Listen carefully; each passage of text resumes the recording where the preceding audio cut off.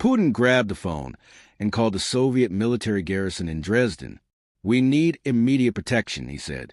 "Our building may be stormed any minute."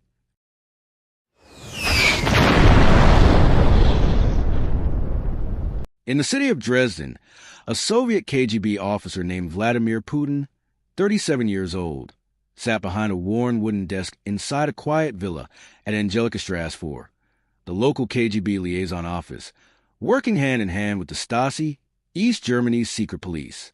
On that cold December night, he wasn't reading files or interrogating defectors. He was waiting, listening to the sound of a crowd growing louder outside. Putin had been stationed in East Germany for nearly 5 years. He spoke fluent German, drove a battered Lada with diplomatic plates, and lived a quiet, disciplined life with his wife Ludmila and their 2 daughters. But tonight, quiet was gone. Hundreds of protesters had gathered outside the Stasi headquarters, furious after discovering how much the secret police had spied on them. The mob began turning toward the nearby Soviet villa, Putin's KGB office. Inside, he and a handful of Soviet officers watched as the angry mob filled the street. The Stasi guards had fled. Local police were nowhere to be found. Someone shouted from outside in German, "Bring out the Russians, burn the files." Through the windows, the men could see shadows moving closer, holding bottles, sticks, and homemade banners. Putin's interpreter, pale and nervous, turned to him and asked, "Comrade Lieutenant Colonel, what do we do?" Putin grabbed the phone and called the Soviet military garrison in Dresden. "We need immediate protection," he said. "Our building may be stormed any minute." There was silence on the line, then a chilling response. "We cannot do anything without orders from Moscow." Putin pressed. "And Moscow?" "Moscow is silent." The words hit like ice. The USSR, his motherland, his command, had gone quiet. He looked around the room. His men were ready to burn documents, orders, agent lists, intelligence files. They began throwing papers into a metal bin, feeding the fire. Smoke filled the small office as Putin stared out at the growing mob, who were now banging on the iron gates. Then came the moment that changed the night. Putin straightened his uniform, walked to the front door, and stepped outside alone. The cold air bit his face. The crowd fell slightly silent, surprised to see a single Soviet officer standing before them. He spoke in fluent German, calm but firm. "This is a Soviet property. You are on foreign soil. My soldiers are armed, and I have ordered them to open fire if anyone enters." He was bluffing. There were no soldiers behind him, only a few unarmed officers and a pile of burning papers.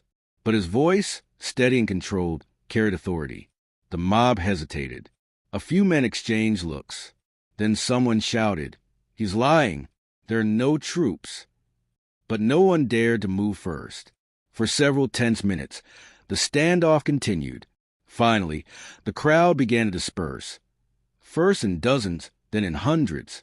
By midnight, only the crackle of the burning files remained. Putin went back inside, exhausted, covered in soot. The next morning, Dresden was eerily quiet. The Stasi headquarters had been looted, its archives scattered across the floor like fallen leaves. But the Soviet villa still stood untouched. For the next few days, Putin and his colleagues destroyed everything. Every report, every file, every name. When the order finally came from Moscow to evacuate, there was almost nothing left to recover. He later recalled that night as a turning point, the moment he realized how fragile power could be when the system above you collapses. The country was sick, he would say years later. It had lost its strength, and no one seemed in control. When Putin returned to Russia in 1990, the Soviet Union itself was on its knees. The once mighty empire he had served in silence for over a decade was falling apart, just as he had seen in Dresden. But the lesson stayed with him. When power retreats, chaos takes its place. When there are no clear orders, someone must act decisively. That night in Dresden wasn't about heroics or firepower. It was about presence, authority, and control in a vacuum of leadership. Years later, when he rose to power as Russia's president, that same mindset would define him. His obsession with stability, his mistrust of disorder, his readiness to act where others hesitated. Please choose a video on your screen and keep the investigation going as we uncover the next untold story together. To join us in this crime investigations, please subscribe, turn on the bell, and hit that like button. Every mystery leads deeper